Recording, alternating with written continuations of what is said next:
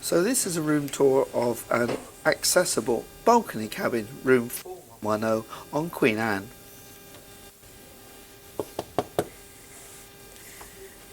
Hello. Oh, hello, Linz.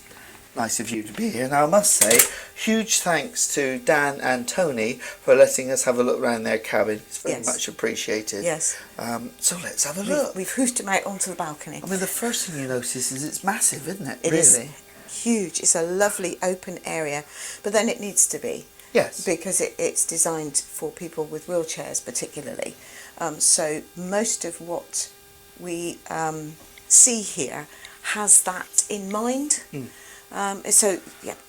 The one thing we will say is that that's not an automatic door. No, it's not an automatic door. It's still a hand one, so if you've got your hands full of things, it's not so easy to operate. So as you come in, you've got the usual light switches over here and the card for your electricity. Usual safety information on the back of a very wide door, which is excellent for people with wheelchairs. Coming now to the wardrobe. These wardrobes are much wider than ours. Yes. But there's a reason for that. Yeah. Because when you open them, I mean, it's beautifully laid out. Yeah, it is. But this, for somebody that has issues, well, I can't get it You down. have to open the door up for it.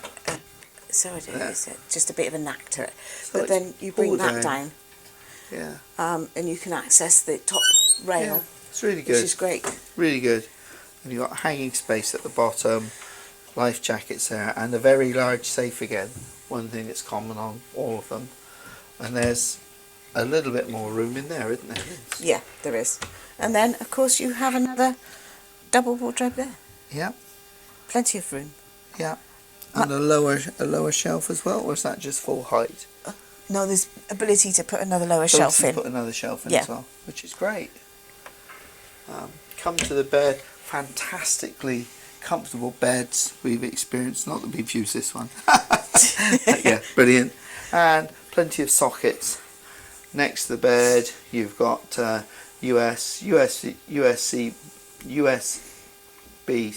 USB-C, and you've got a UK socket there. You've got television on here, which is quite interesting because you can actually see this one when you're in bed, which is unlike ours. And interestingly enough, you've got all the light controls and air conditioning controls at a lower level to make them easy to use. Now then, come over to the curtains to the huge balcony, Lynn, and look what happens. See if I get this right. Yeah. Oh, look at that. So it's all on the electrics. And very good. Yeah.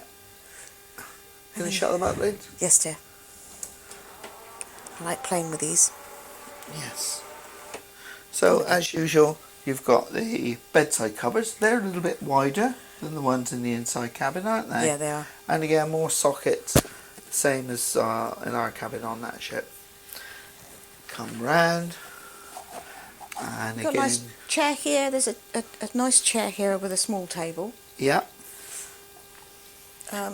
Another desk table chair here, and the similar vanity. In fact, I think it's identical to the vanity unit that we had, don't you? I strongly suspect they're So all you've the got a same. fridge in the bottom. I'm not going to poke inside people's drawers too much. Fridge in the bottom there, large drawer there with the hairdryer in. I think the hairdryer must be in there because Okay. it's not Yeah. seemingly elsewhere. Another thing that we didn't have is a full-length mirror.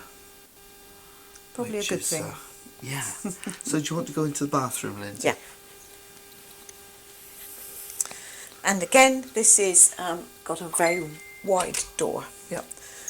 And it's, of course, an accessible bathroom. Okay. This is our first actual look inside of here.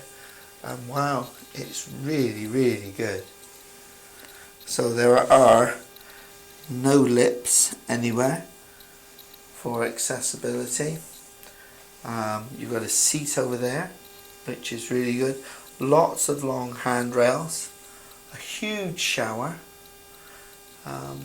They've even thought about the washing line. Look, it's Yeah. at a lower level. So the that comes washing across. line is at that level to make it easier for people to use. And yeah, you use your Quercus bits and pieces you've got there. And of course you also have a panic button in here, which is a nice little touch. Yeah. But other than that, the rest of the amenities and facilities are very similar to the normal cabin. You've got your shaver sockets over here as well, which a lot of modern ships don't have, and a special tap adaptation to make it easier to use. So really beautiful, really beautiful.